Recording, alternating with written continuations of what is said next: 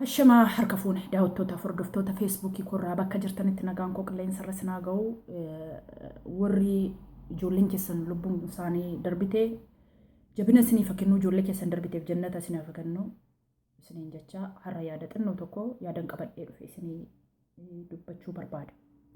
Haa ta'u iyyuu malee yaadi koo yeroo ammaa irratti feesbuukii irratti waa sheer godheennaan warra koomentii irra caalaa inboksii namoota hedduu naa barreessitanii jirtu galatooma kabajaa fi jaalala akkuma Oromoo biraatiif qabdannaa qabaattanii yaada garaa garaa naa dhiyeessuu keessaniif warri alaanis koomentii laattan galatooma hundumni keessaniin jedha.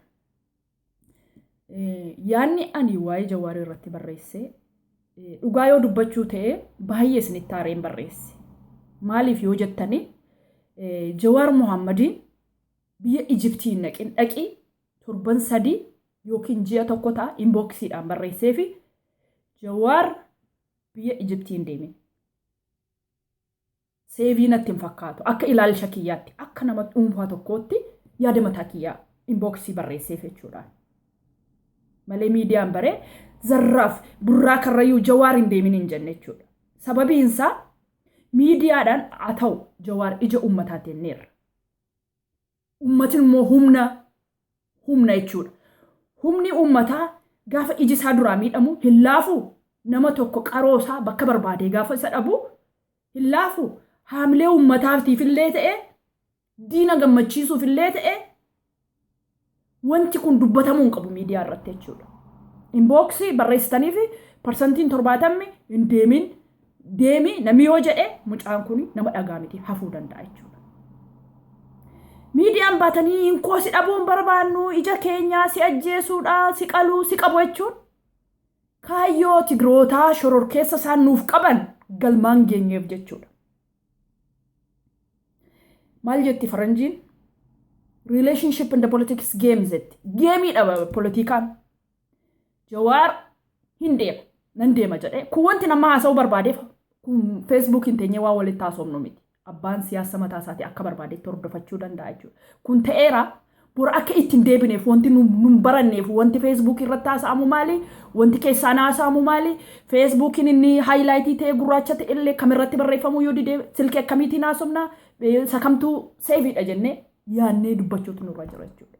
Malee waanuma argine nama tokko jaalalli hojjetu siyaasa keessatti jechuudha. Ushurururururuu jechuun nurraan eegamu jechuudha. Jawaariin hin deemin jennee hin hafe jechuudha. Jawaar mataan sana nafeedhee dubbachuu hin qabu jechuudha. Gaafa guyyaan sun hafee for some reason ta'ee waan akkasiitti na mudate kanaaf hin hafe jedhee dhumarratti gabaasuu danda'a jechuudha. Guyyaa sana dubbachuu dhiisee namoota biraa bakka buusatee ergatee akka ilaalcha kiyyaatti. Jeroonni warrootni diinni keenya shororkeessni kaayyoo keenya akka galmaan hin geenye barbaade tokkoffaa sadarkaa isaanii ollutti butatu jechuudha. Kana yoo goone kanaan yoo sodaachamne kan biraatiinis bormoo kaayyoo isaanii akka gochuu dandeenya isa jedhu nu gammadu kun ilaalcha kiyya.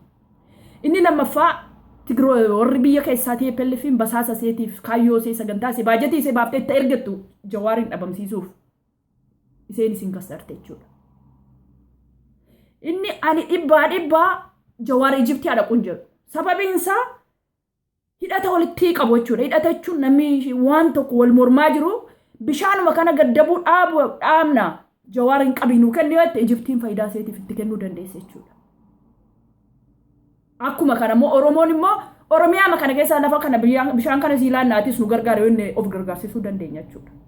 Kun siyaasa geemii mataa isaatiiti jechuudha. Kan hin kana walumaa gala isaa yoo kana jedhan illee nu miidhu nus immoo yoo kana jennee miinasa jedhuufiin wal bukkee qabee haasee.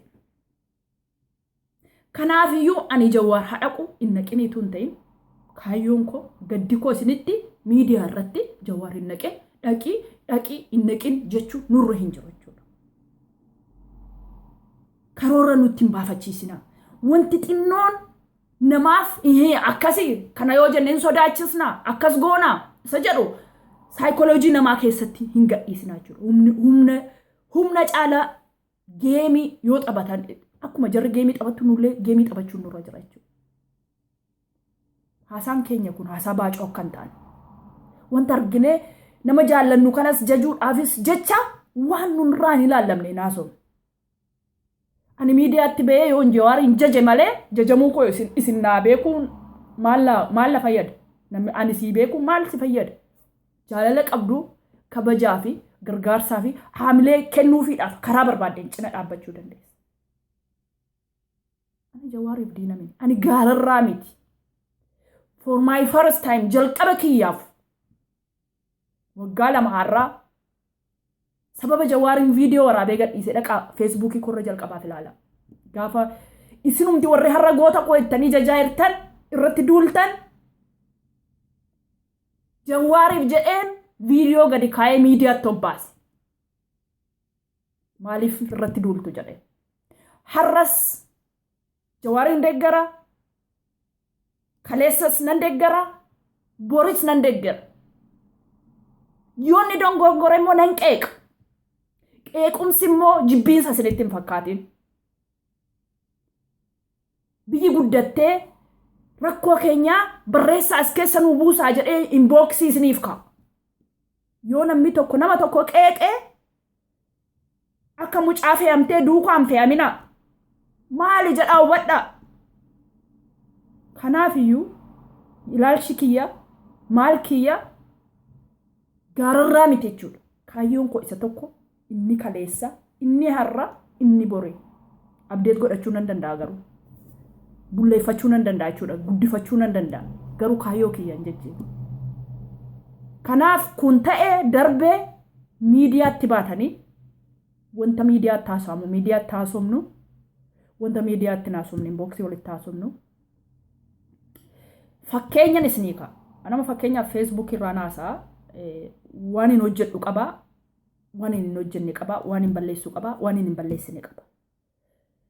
Jawaar isa miina hammana ga'u xabate miti. Anaan rukutuuf yoo deemtan akka rukutamtan beekaa. Akkamittiin rukutamna yoo jettanii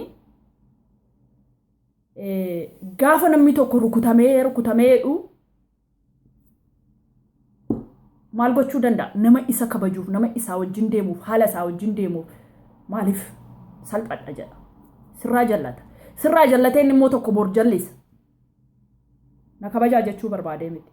Tootaalii namootuma akkaataa itti namni namaa wajjin jiraatu. Yoo na jibbite illee akkana jibbite hin ibsin. Hin dandeeggerin malee. Miidiyaatti baatee ani biiftuun jaalladhu ittiin odeessin. Karaa diinaaf afaan bante jechuudha. Garuu yoon sin barbaanne sin deeggaru callisee yoon si ilaale maal ta'a? Kanaafiyyuu sagantaan koo, kaayyoon koo Jawaar nama jiru. Jawaariif akkuma isin miidiyaan odeessitan kana, barreessitan kana, jaalala qabdan ibsitanii Jawaarii fi torbee 3 yookiin ji'a 1 biyyoota biraa yoo deemte biyya Ijiptiin deeme. Sababiin kana jedheef immoo bitamtoota meeqaan meeqatu biyya Ijiptiitti godaanee jira. Sabboonaa fakkaatanii itti dhiyaatanii miidhuu danda'u iddoo ta'eef lammaffaa mootummaan kun Ijiptii wajjin walii galee Abbayyaan gaddabuu dhaabnaa Jawaariin qabiinuu kenni jechuu danda'u. Kana ofii kooti tilmaama mataa kiyyaatiin har'atuun ta'in almost ji'a guuteera barreesseeraaf hin jira. Jawaar kunoo nama jiruudha. Deebi'ee onaan laanneeyyuu achiin boksiisaa irraa dubbifachuu danda'a jechuudha. Kanaafiyyuu galatooma jaalalli keessan lafatti miidiyaan dubbatamu qabaachuu qabaa. Lafatti hin qabaamne qabachuu baata. Injifannoon kan uummata Oromootii isiniin jaalladha. Naaf kabajamaa jiraadhaa nagaatti.